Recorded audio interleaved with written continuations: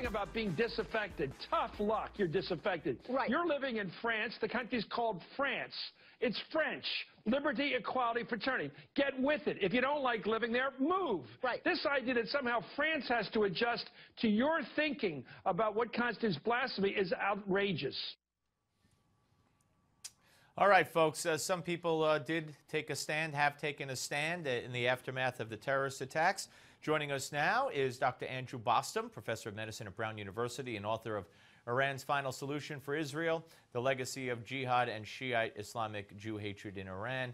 And Doctor, also, if I'm not mistaken, Sharia versus freedom, is that not one of yours?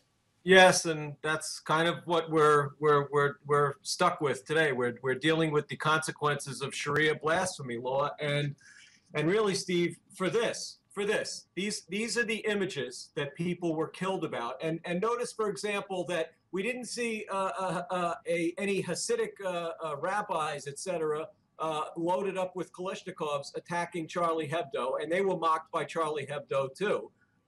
You know, I mean, if they don't like the Brigitte Bardot image over here, you know, which is kind of juvenile, that's hardly the reason to be slaughtering people. But that's the Sharia. Blasphemy like this, particularly an egregious kind of blasphemy, a Brigitte Bardot pose of Muhammad, that is universally decreed to be punishable by death, according to the Sharia. But the Sharia is not supposed to operate in Western society, Steve. No, okay, and you know, when you talk about Sharia versus freedom, obviously you just drew a great distinction and a paradox here, and it's not supposed to operate in a free society. But if media outlets give in, and many have said they are giving in, then cannot the two on the run terrorists from yesterday, if they're watching and hearing and reading about all this, can't they say, hey, we actually won? They did win. Thus far, they have won. Look, everyone gets emotionally drawn to these candlelight vigils, et cetera, you know, je suis Charlie, et cetera, et cetera. That's not what these people should be holding up. They should be holding up the cartoons. It should be on the cartoon should be on television. If not, you know, running along the crawl, at least every time that the issue is discussed on Fox News as well, they should be holding up the cartoons. It's not enough to just show them on Fox News's website, let alone the mainstream media networks. They really should be displaying them on a regular basis. Otherwise, we have capitulated. And the other thing I would say, Steve, is that this kind of application of the law is 80% amongst Muslim countries in the Middle East and North Africa. These are Pew data from the middle of 2011. In other words, these are the legal codes. They may not always be exercised, but these laws remain on the books across a large swath of Islamdom. And alarmingly, even in this country, there are now polling data available from 2012, which show that 58% of U.S. Muslims don't agree with the First Amendment protections when it comes to criticism of Islam or Muhammad. 46% actually want people prosecuted. And even more alarming is 12% actually admitted that the draconian death penalty should be applied to blasphemers in the West, in the United States. These are alarming data, Steve.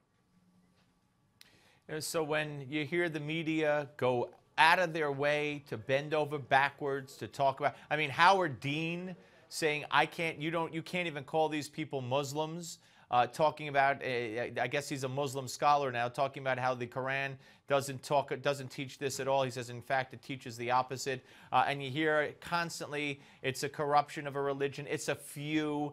If it's not a few. No, look. First of all, he's a blithering idiot. This is the law. These are ancient laws. These are modern laws. There are opinions that are being rendered that affect people that are outside of Islamdom. You know, we had expatriate Copts that were sentenced to death in Egypt during the Innocence of Muslims, you know, kerfuffle. We have the Assembly of Muslim Jurists of America issuing an online fatwa. These are Muslim scholars that train imams that then go out and filter out to mosques across North America, U.S. and Canada.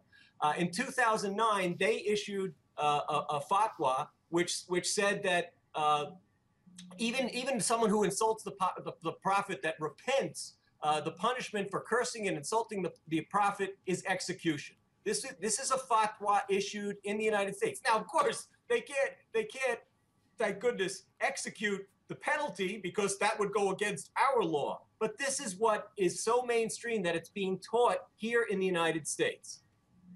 And that would speak to the statement made by Congressman Peter King on this show yesterday that we need to be back in the mosques gaining intelligence and monitoring mosques, coffee shops, wherever there's a possibility that these things might be going on. Doctor, great to talk to you, sir. Thank you very much, Dr. Andrew Bostom. Take care, and we will be back. Thanks, Doug. We'll be back with Bloomberg View columnist and senior editor at National Review, Ramesh Ponnuru. And we'll do that right after the break, of course.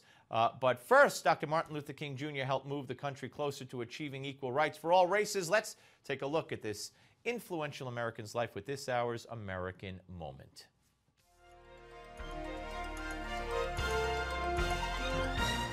January 15th, 1929 was a chilly day in Atlanta, Georgia, when a family gathered to welcome into this world a new life, and with it, a new hope for America.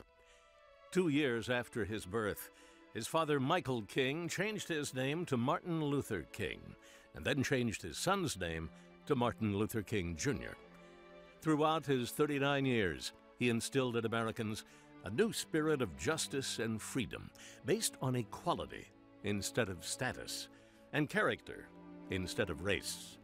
He waged a nonviolent war on racial segregation, with appearances that radiated with an energy that transcended all races, all faiths, and people of all ages, with words that still resonate today. I may not get there with you, but I want you to know tonight that we as a people will get to the promised land. He spoke to us of his dreams and his beliefs that justice too long delayed is justice denied. You're watching An American Moment on Newsmax TV.